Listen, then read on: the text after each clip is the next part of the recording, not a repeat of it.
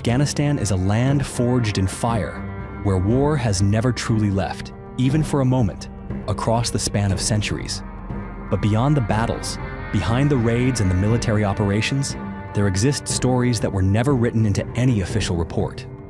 From formless shadows drifting across midnight watch posts, to ghostly laughter echoing beside ancient graves, and even a towering creature with 6 fingers and glowing red eyes, each tale has been whispered by the very soldiers who once walked those blood-stained hills. Are these merely hallucinations, born from minds pushed to their breaking point? Or are they fragments of a reality we were never meant to touch? Today's video takes you deep inside those unsolved mysteries, into a world where war might not be the most terrifying thing of all. So fasten your seatbelt as we dive into today's mystery. But first, you'll have incredible luck if you like and subscribe before this video ends.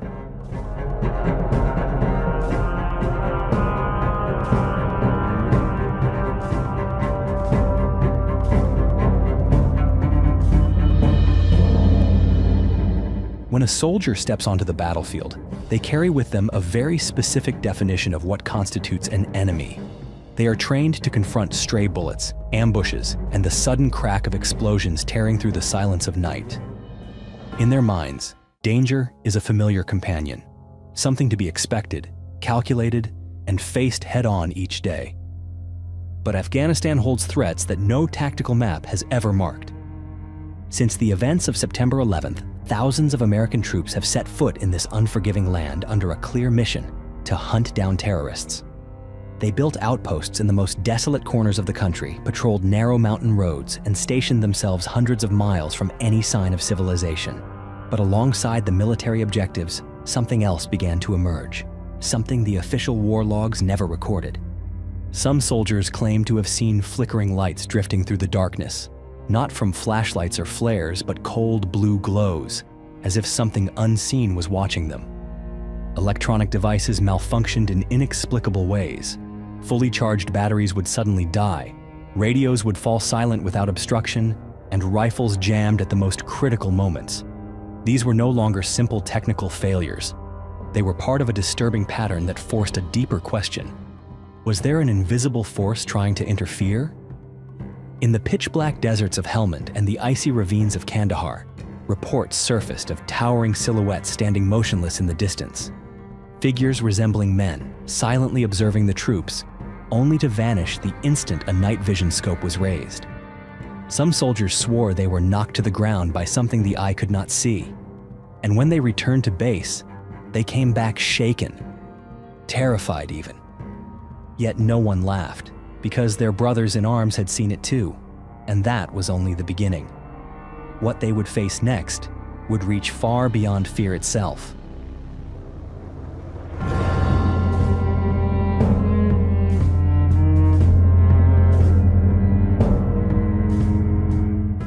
Modern warfare, with all its technology, tactics, and layers of command, still cannot eliminate the unpredictable.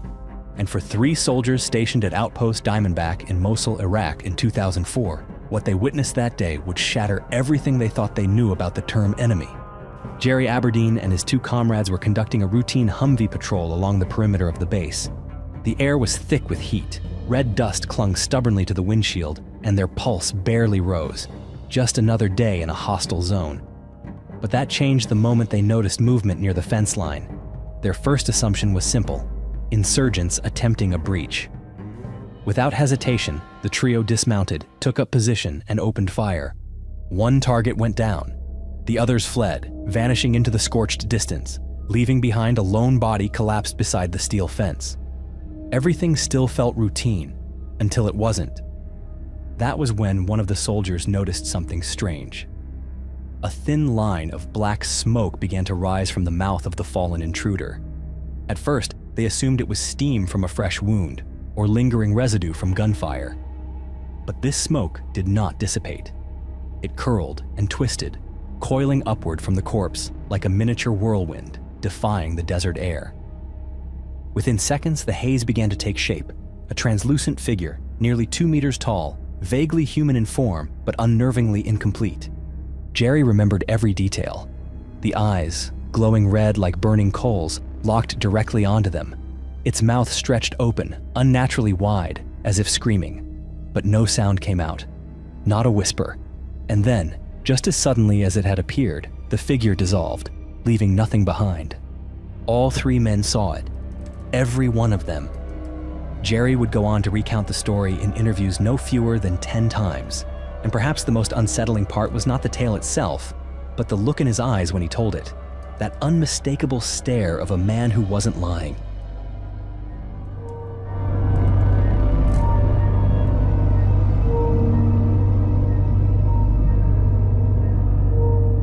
In the rugged central mountains of Afghanistan, where jagged cliffs cut through the landscape and cold winds howled through narrow rock passes, an 8-man special operations team was assigned what seemed to be a straightforward mission: infiltrate, identify the target, and extract safely.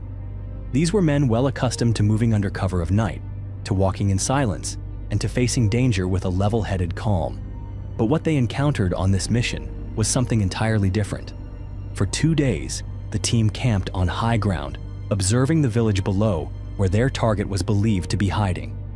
Everything went according to plan until the second night. Without warning, their entire communication system went dark. At first, it was barely noticeable, a low, droning buzz like the faint sound of an insect trapped in a wire.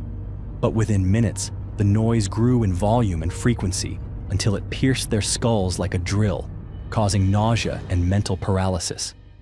The strongest man on the team began to vomit. The lead scout collapsed to his knees, clutching his head in agony. The soldiers, now rattled, could only dig into the earth, pressing their bodies low against the ground, gripping their weapons tightly as if bracing for an ambush. That was when one of the sentries saw it, something white gliding toward them. The entire team flipped down their night vision goggles, and that was the moment logic ceased to apply. There was no heat signature. The figure wore a long, flowing white robe that touched the ground, yet it didn't seem to walk. It hovered, drifting just above the earth. Each movement was silent, but the wind seemed to still with every glide of its body. Its eyes glowed with a deep, burning red, unblinking, locked onto the soldiers. Then, something even more disturbing happened. One of its arms detached, falling to the ground without making a sound. But instead of thudding like flesh, it melted, curled like smoke, and then reattached itself to the figure, effortlessly, as if it had never fallen at all. The soldiers, trained to face death without flinching, were paralyzed. Their fingers clutched their triggers, but none dared fire. Something primal screamed in the back of their minds. This is not something to provoke. A moment later, another sound shattered the stillness. From the village below, torches suddenly flared to life. Shouts, footsteps, the thundering approach of what was likely Taliban forces coming to investigate the anomaly. The white figure stopped. Then, without a word, it turned and vanished, leaving no trace behind. 2 days later, a better-equipped infantry unit was sent into the village. But what they found was a scene beyond comprehension. Human flesh, torn and dismembered, was strewn across the entire area. There were no signs of a firefight, no craters from explosions, only mangled bodies, blood dried into the dirt, and weapons lying untouched.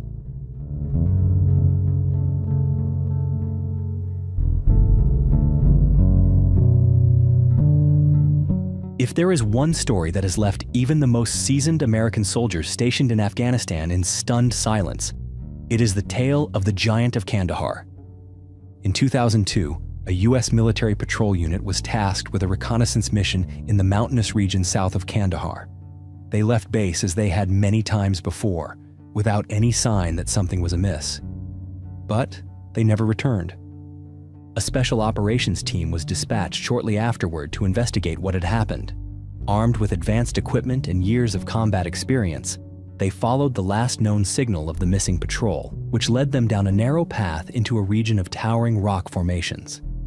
Just a few hundred meters in, they began to find signs of something deeply troubling: fragments of destroyed military equipment, shredded backpacks, shattered radios, and scattered patches of dried blood. They pressed forward and soon came upon the mouth of a dark cave.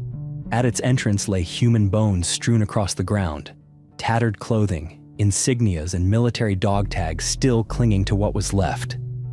In that razor-thin moment of silence, something lunged out of the cave, so fast that no one had time to react. The point man was thrown backward, impaled by a primitive wooden spear that pierced through his body armor and pinned him to the ground like a bag of sand. The team froze, and then a roar tore through the valley, unlike any sound known to man or beast. From the blackness of the cave, it emerged. A towering creature, more than 13 feet tall, with tangled red hair like a lion's mane and a thick beard hanging down to its chest. Muscles rippled beneath its sun-darkened skin, which looked as hard and weathered as mountain stone. It wore garments stitched from animal hides, and in its hands were massive weapons, sharpened bones the size of a grown man's arm. But the most terrifying features were its hands, each with 6 fingers and a jaw lined with teeth as sharp as razors. No one needed orders. The team opened fire. Bullets from their 5.56mm rifles rained down on the creature, tearing through the air. But still, it charged. Not until they had emptied round after round, using M4 rifles, sidearms, and even grenades, did the monster finally collapse and lie still. Retrieving the creature's body proved to be nearly impossible. It weighed over 1,100 pounds, and the stench it emitted was so foul that the helicopter crew transporting it was forced to wear gas masks. A portion of the body was loaded onto a C-130 cargo plane, but according to those present, the remains began to decay at an abnormal rate, even under cold storage conditions. What stood out the most, however, was what came after. The mission files for the entire Special Operations team were sealed under top-secret classification, but as with every military secret in history, fragments of truth began to leak. Some began to compare the creature to the Nephilim, giant offspring of fallen angels and humans mentioned in the Old Testament. And if that theory holds any truth, then perhaps the giant of Kandahar was never just a legend. Perhaps it was proof that ancient scriptures still hide truths we are not yet ready to confront.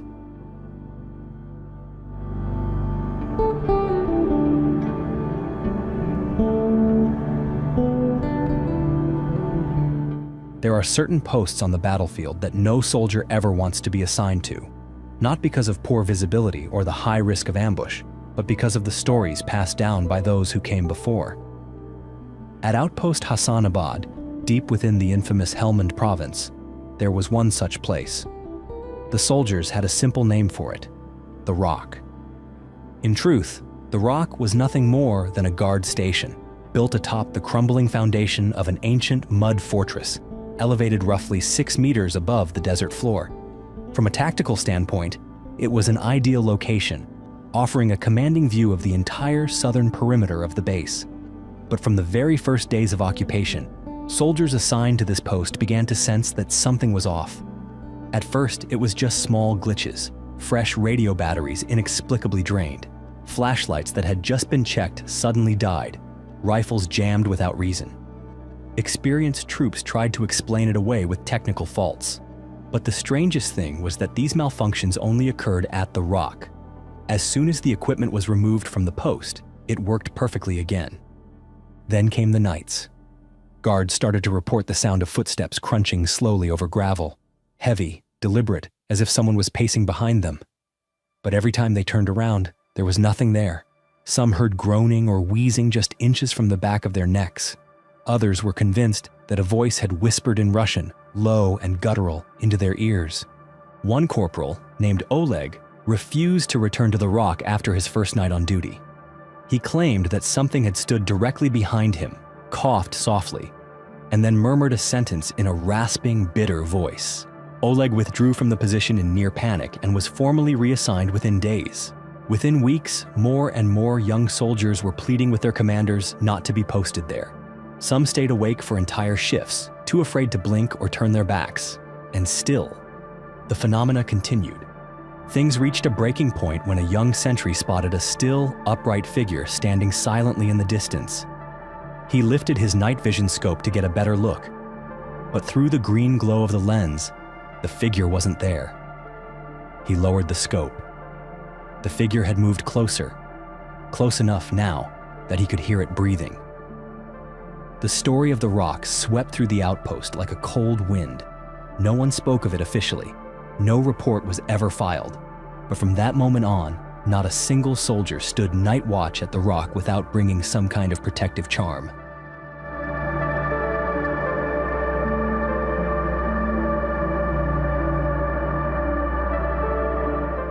Sometimes the most terrifying sound is not a scream, but a laugh. A sound that, on its own, seems harmless. But when it echoes through the stillness of a battlefield night, it becomes unbearable. And for the soldiers of the 504th Parachute Infantry Regiment, stationed at Fob Salerno in Khost Province, southeastern Afghanistan, that was exactly what they endured. Their watch post had been constructed on what locals called the Old Graveyard, marked by 2 crumbling stone towers. But for the guards assigned there, it wasn't just a strategic location.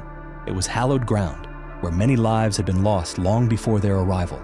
From the very first nights, strange things began to happen. At first, it was only a sudden chill in the air. Then came the sound of wind whistling through the rocks, and eventually, they began to hear something far more unsettling: the laugh of a child. The sound came close, right beside the ear. Crystal clear, high-pitched, and unmistakably young, but it carried a cruel mockery, like it knew exactly how helpless they were. The first soldier to report it activated both his night vision scope and thermal sight, desperately trying to confirm what was around him. Some tried to brush it off, blaming fatigue, hallucinations from sleep deprivation. But then came another night. A young sentry turned around, sensing someone standing just behind him. And when he did, he found himself face to face with a small, pale figure, its eyes wide open, unblinking, just staring into his own. No one else witnessed the event. But the soldier did not speak a single word for 3 days afterward, not because he was told not to, but because something inside him had gone silent. At first, the commanders believed it was a classic case of combat stress or early signs of PTSD. But when the second and then the third soldier began showing similar symptoms, the purely psychological explanation started to fall apart. Some whispered that it was the spirit of a little girl, killed in some long-forgotten battle, still trapped there, unable to move on. Others believed it wasn't a ghost at all, but something far more ancient, a mimic. A shapeless entity that wore the image of a child, not to comfort, but to confuse and ultimately unravel the minds of the living. Perhaps most chilling of all was this: not a single piece of recording equipment ever captured the sound of that laugh. And much like the rock, the guard post soon earned a reputation no one dared acknowledge aloud. Young soldiers began inventing excuses to avoid being stationed there. Some even volunteered for patrol duty in the open desert, knowing full well that ambush was more likely beyond the wire. But between a firefight that you can see coming and a disembodied giggle whispering just behind you in the dark, not everyone was willing to choose the first. When a soldier says he saw a 4-meter-tall creature with razor-sharp teeth, 6 fingers on each hand, and eyes glowing like embers, it's easy to attribute it to post-traumatic stress. When a group of soldiers claim they saw a white figure glide across the ground, leaving no heat signature, unhindered by trees or terrain, vanishing into the night as though it had never existed, we might chalk it up to exhaustion or hallucination brought on by extreme conditions. But when stories like these begin to echo across multiple units in different regions over the span of several years, we're left with one haunting question. If none of them are lying, then what exactly are we dealing with? What has unfolded in the deserts and mountain ranges of Afghanistan bears little resemblance to fairy tales. Instead, it feels eerily close to ancient beings or forgotten entities once spoken of in myth, beings that exist just beyond the reach of human understanding. The giant of Kandahar is impossible to separate from the image of the Nephilim, creatures mentioned in the Bible as the offspring of fallen angels who interbred with the earliest humans.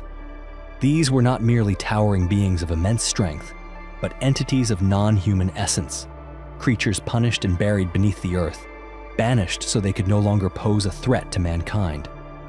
But the Nephilim aren't the only ancient entities that mirror what soldiers have described. The strange figures reported near outposts like Diamondback and Hassanabad bear uncanny resemblance to the jinn of Islamic and Middle Eastern lore.